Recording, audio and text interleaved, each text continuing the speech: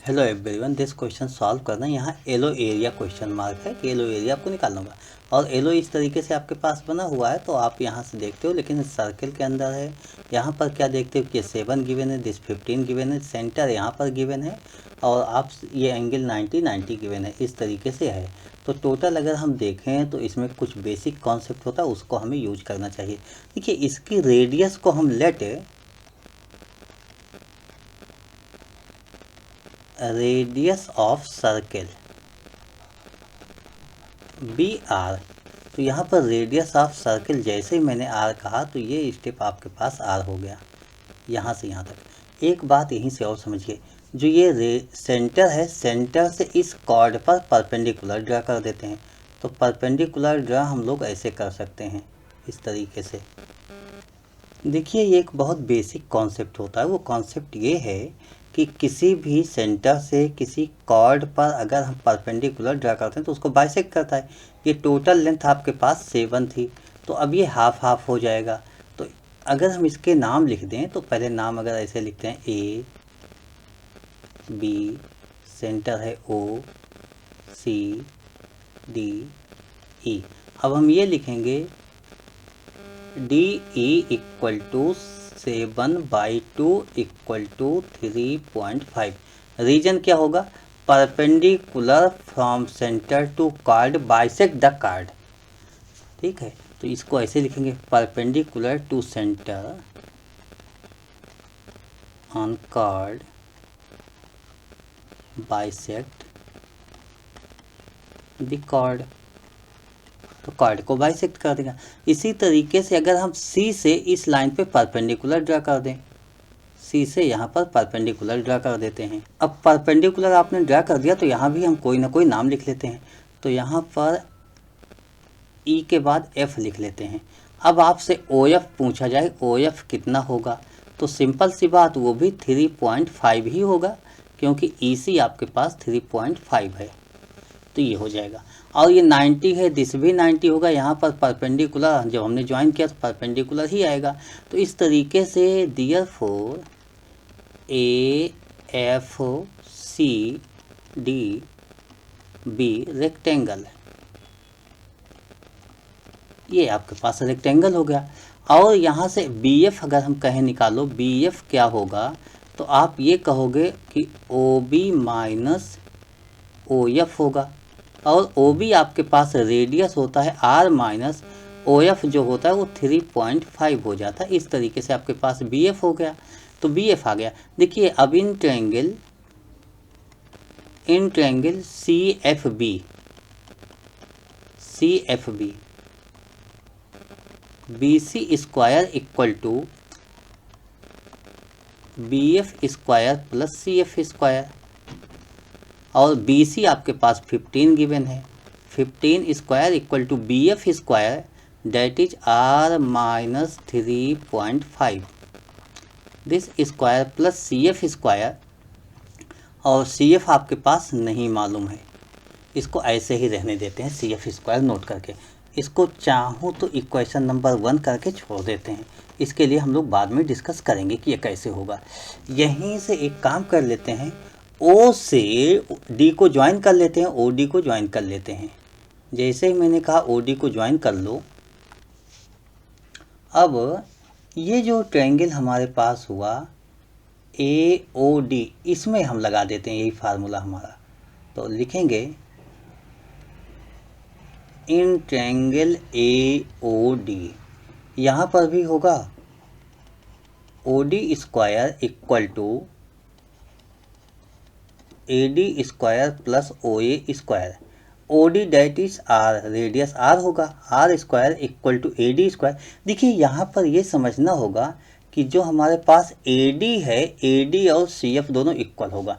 तो A D के place पर हम यहाँ पर देखो सी एफ लिखा हुआ है, इसलिए इसको भी सी एफ लिख लेते हैं, C F square plus O A square. O A हमारे पास ये 3.5 हो जाएगा, 3.5 स्क्वायर। दिस को इक्वेशन नंबर 2 कर लेते हैं। तो अब 2 इक्वेशन हमारे पास हो गए, यही दोनों इक्वेशन हम लोग सॉल्व कर लेते हैं। जब दोनों इक्वेशन सॉल्व करेंगे तो हमारे पास आर की वैल्यू आ जाएगी। तो इसको सॉल्व करते हैं। देखिए, equation first minus equation second. First हमारे पास दिस होता है r minus 35 whole square plus CF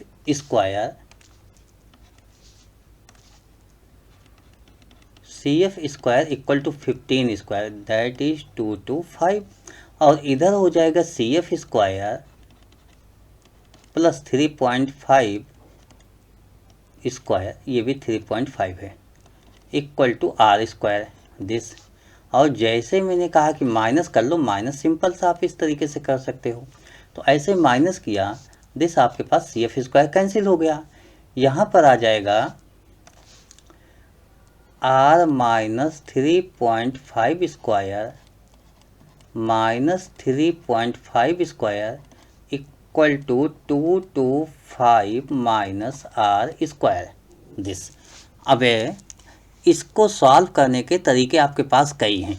चाहो तो यहाँ पर a माइनस बी का होल स्क्वायर लगा दो, लेकिन मैं क्या करता हूँ, a माइनस बी का होल स्क्वायर नहीं लगाता हूँ, मैं इसको ऐसे रीड करता हूँ a square minus B square. तो ये फार्मूला मैं लगा लेता हूँ।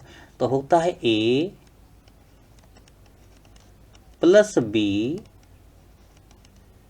एक ब्रैकेट में, दूसरे ब्रैकेट में a minus B, this left side solve हो गया, equal to right side 225 minus R square. ऐसे रहने देंगे एज इट इज।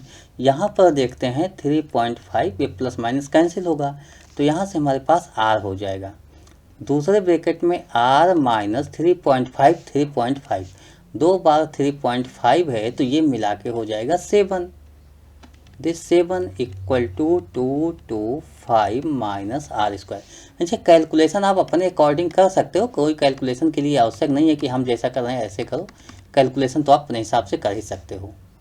ओके, तो अब इसको जब हम मल्टीपल करेंगे तो ये हो जाएगा R square minus 7R equal to 225 minus R square. देखिए माइनस R स्क्वायर यह है, इसको लेफ्ट साइड लाएंगे सब, तो 2R square minus 7R minus 225 equal to 0।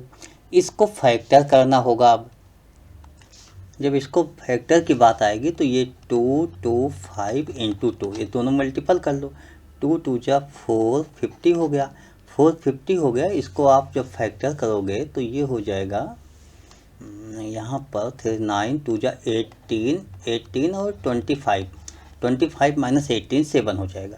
This आपके पास 2R square minus 25R plus 18R minus 225 this equal to 0। यहाँ पर हमें कॉमन लेना है R। जैसे ही R कॉमन लेंगे 2R माइनस 25 हो जाएगा, प्लस इसमें 18, तो 9 यहाँ पर कॉमन होगा, 9 कॉमन होते ही 2R minus 25 equal to 0, R plus 9 and 2R minus 25 equal to 0। देखिए R इक्वल टू माइनस 9 होगा और R इक्वल टू 25/2 मीन 12.5 हो जाएगा। तो जाहिर सी बात ये R इक्वल टू जो माइनस 9 है नॉट पॉसिबल आप लिखोगे इसको, नॉट पॉसिबल। उसका रीजन है कि रेडियस नॉट बी निगेटिव, तो दिस नॉट पॉसिबल। ठीक है, तो रीजन वही होगा, radius not be negative, therefore R equal to 12.5। अब आप देखिए कि आपको क्या निकालना था एलो रीजन की एरिया। तो एलो रीजन आपके पास कहाँ पर है, इस पूरे क्वेश्चन को हम देखते हैं। और जब इसको देखते हैं तो ये सब मेरे अब इसकी कोई आवश्यकता नहीं। AD आपकी जो लेंथ होगी, अभी मैंने AD नहीं निकाला है, अगर हमारे पास AD आ जाए तो सिंपल सा हमारे पास आ जाएगा। तो AD कैसे निकालेंगे, AD निकालने का वही तरीका, ये जैसे हमारे पास है इसमें हम वैल्यू पुट कर सकते हैं। ये देखिए R की वैल्यू है, R की वैल्यू 12.5 है, तो इसमें हम पुट कर लेते हैं। तो इसमें हम लिखते हैं 12.5 स्क्वायर।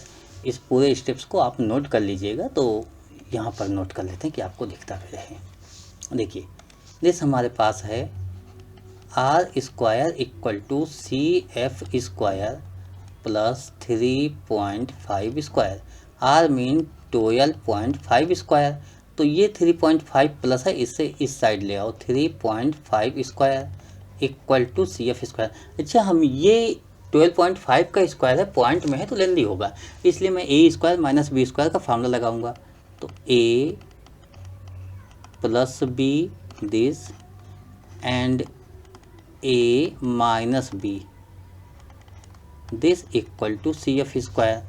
12.5 3.5 दिस 16 हो गया into 12.5 minus 3.5 12 minus 3 9 equal to C F square हो जाएगा। और जब सी एफ आप निकालोगे तो 4 3 जा 12 हो जाएगा। यहाँ से आपके पास सी एफ आ गया। देखिए जो सी एफ होता है, सी एफ मतलब दिस लाइन, यही आपके पास ए डी हो जाएगा। तो ए डी आपके पास हो गया 12। इस तरीके से आपने 12 निकाल लिया। और आर की वैल्यू आपके पास 12.5 है। तो यहाँ अगर हम पूरी वैल्यू देखें तो दिस आर, ये टोटल आर 12.5 और दिस ए से ओ तक 3.5 है। तो आपके पास ए बी 12.5 प्लस 3.5 12 3 15 1 16 हो जाएगा।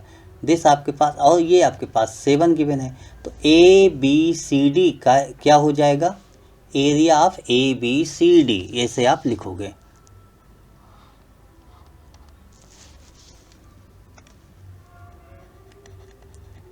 Area of A B C D equal to half sum of parallel side this.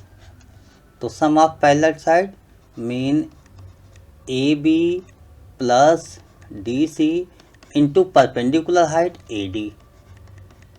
This formula लग गया 1/2 दिस ब्रैकेट में 16 प्लस 7 इंटू 80 12 हो गया। अब यहाँ से 2 से ये कैंसिल हो जाएगा, 6 हो जाएगा। दिस होगा 16 प्लस 7 23 इंटू 6 6 3 जा 18 1 6 2 जा 12 1 13 138। अच्छा, यहाँ पर हम अगर इसको देखें तो ये 15 गिवन है, दिस 7 गिवन है आपके पास, यानी कोई यूनिट नहीं गिवन है, सिंपल सा। तो कोई यूनिट नहीं गिवन है, इसलिए हम लोग यहाँ पर लिखेंगे स्क्वायर यूनिट 138 स्क्वायर यूनिट, यही आपका आंसर हो जाएगा। तो आशा करता हूँ क्वेश्चन थोड़ा लेंदी था, लेकिन आपको अच्छी तरीके से क्वेश्चन समझ में आ गया होगा। Okay, thank you, bye.